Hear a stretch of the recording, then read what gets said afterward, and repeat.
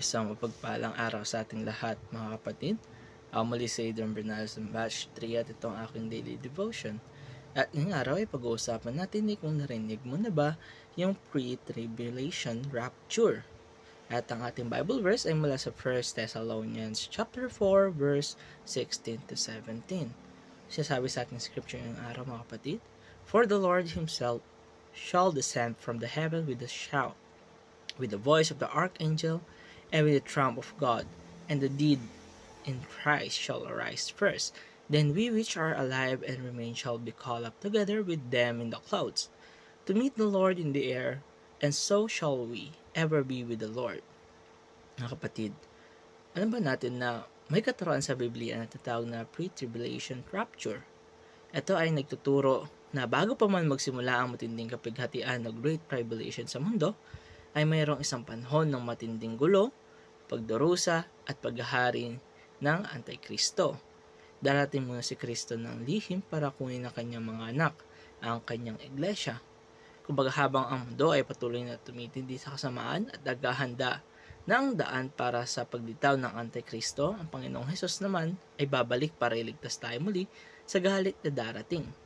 Hindi niya tayo pababayaan na makaranas sa matinding paghihirap na ipapataw ng Diyos sa mga hindi sumasampalataya.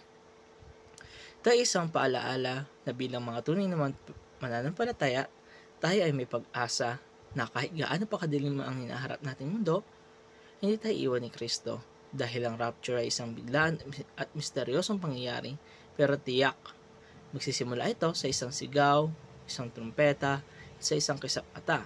Mawawala na lang ang mga tunay na Kristiyano sa mundo na ito, na parang wala. Minsan ay iniisip natin na, Lord, bakit parang ang gulo ng ating mundo ngayon? Pero ang kasagutan dyan ay malinaw sa kanyang salita na darating siya muli, hindi para parusahan tayo, hindi para iligtas tayo mula sa darating na puot. Kaya sa araw-araw natin pamumuhay, mga kapatid, dapat tayong maging handa. Hindi ito panahon ng paglalaro sa pananampalataya. Hindi ito panahon ng compromise. Ang tanong natin ay kasama ba sa mga kukunin ni Kristo?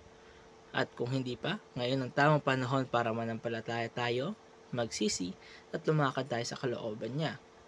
Dahil hindi natin kailangan hintayin ng Great Tribulation para seryosohin ang Diyos.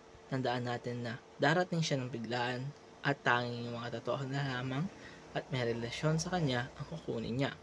Dapat handa tayo at ngayon pa lang, mga kapatid, ay manambalik na tayo sa Panginoon. Manalangin na tayo sa Panginoon, magtiwala tayo sa Panginoon, dahil marapit na ang kanyang pagbabalik. At dito katapos ang aking daily devotion. Maraming salamat sa panonood.